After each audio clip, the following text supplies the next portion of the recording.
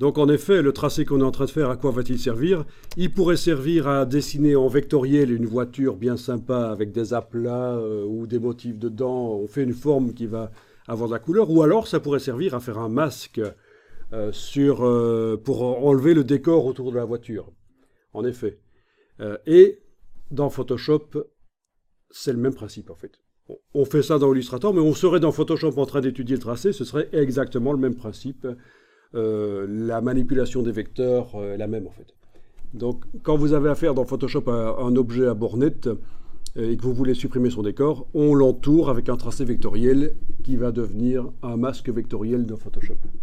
Ici, on l'entoure avec un tracé dans Illustrator qui va devenir un masque d'écrêtage dans Illustrator. C'est la même chose qu'un masque vectoriel Photoshop. En fait, ça porte deux noms différents, mais masque vectoriel Photoshop ou masque d'écrétage Illustrator, c'est la même chose.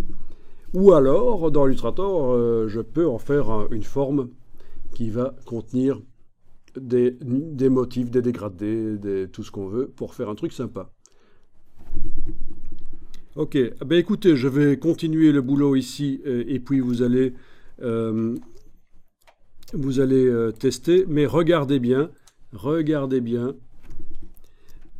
Je vais aller jusqu'au dessous du pare-choc, là. Tiens, on a une roue qui dépasse. Vous allez voir ce que je vais en faire. Ok.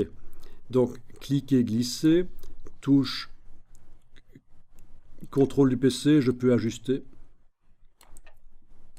D'accord? Cliquez, glissez. Je ne suis pas obligé d'ajuster à chaque fois. Je peux faire comme ça. Décliquer, glisser. Et de temps en temps, j'enfonce la touche contrôle et j'ajuste.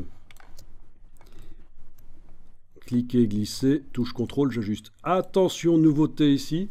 Est-ce que vous voyez que j'ai la tangente ici qui déborde dans la carrosserie? Vous le voyez ça, hein? Eh bien, je vais casser la tangente avec la touche Alt. Je la casse et je la redirige dans le sens où la carrosserie continue. Et je continue mon dessin. Donc j'ai fait un angle à un certain moment en cassant la tangente avec la touche Alt. Alors allez-y, essayez. Faites votre dessin avec des petites tangentes comme ça, touche contrôle, ajustez, mais à l'endroit du phare, là où il y a un changement de direction, vous allez devoir utiliser la touche Alt pour casser la tangente. Et rien qu'avec ça, si vous arrivez à faire ça, vous êtes déjà pas mal. Tiens, il faut arriver vraiment à comprendre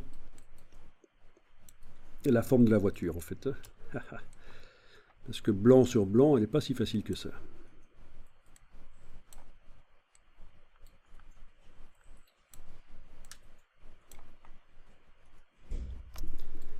Voilà.